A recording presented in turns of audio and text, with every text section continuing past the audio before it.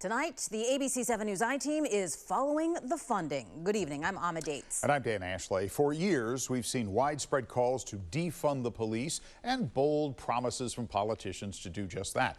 But that wasn't the reality in the Bay Area and across most of the country. So far this week, we've delved into the finances of the Oakland Police Department and the San Jose Police Department. Tonight, we turn to San Francisco. Yeah, I-Team reporter Stephanie Sierra is digging through all of the data. Her investigation is one you'll see only on 7. Stephanie? Yes, Dan and Amma, police funding increased across most of the Bay Area since 2019. And this week, we've looked into Oakland, San Jose, and now we're digging into San Francisco, where police reported the smallest budget increase out of all 3 cities.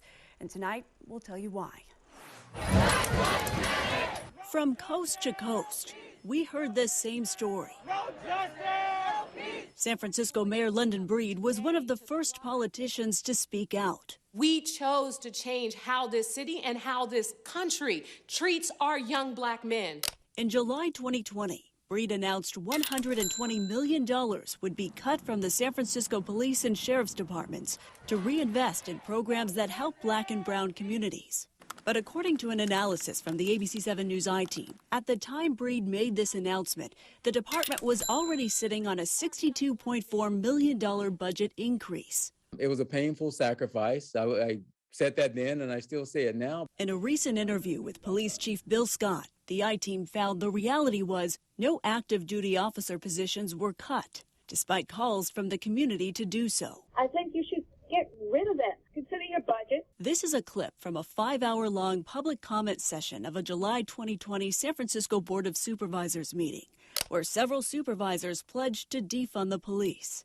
In late September of 2020, Supervisor Dean Preston got heat from reform activists for voting for a budget that doesn't fire police officers. Yet the next day, he tweeted, "We remain committed to defunding the police," adding, "We need to reallocate more significant money from the police department."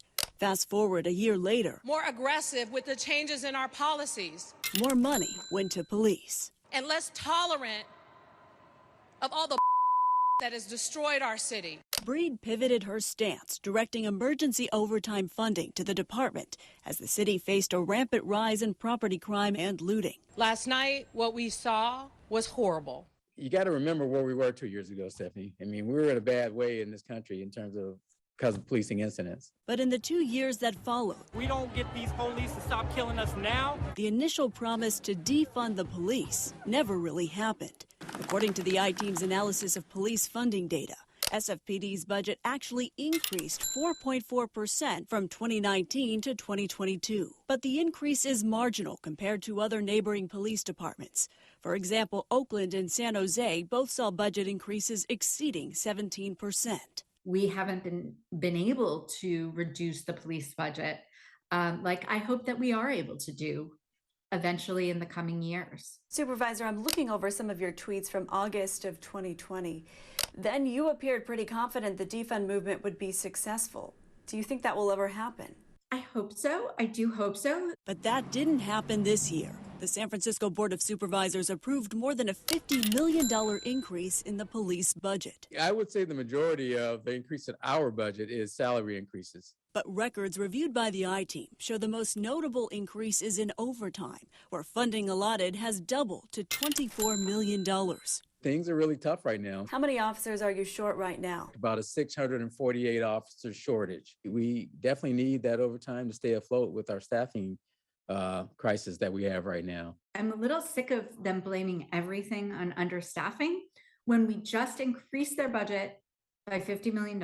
We just gave them an unprecedented number of police academies. You no longer have the DA, in charge that was their scapegoat for every problem under the sun. Public records show the city has 7 street crisis response teams that respond to mental health calls. The fire department is the backup, removing any responsibility from SFPD. But the I-Team found the department is still overspending on overtime. Right now, we're over where we would like to be. What do you say to the fact that money would be better spent on the need, hiring more officers? Ideally, yes. And if we were able to do that, we would be doing it. But when we are unable to meet our hiring needs, we still have a workload that we have to deal with. Now, our analysis found when SFPD saw the smallest budget increase, the city also reported the largest uptick in violent crime. That's a 7.8% increase this year compared to last year. But Chief Scott does not believe the two are related. What we can say definitively is the department, Dan and Ahmed, of course, is getting more and more money each year, but is not hiring enough officers. It's all going to overtime. Yeah, that's really an interesting particular. Let's talk a little more about the hiring. Any improvement at all?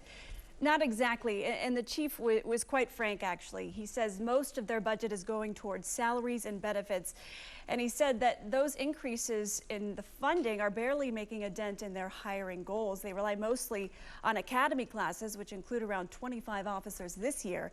That's about half of what they were 7 years ago, and they've only made 2 hires from other departments. 2 hires, that's it? So far this year.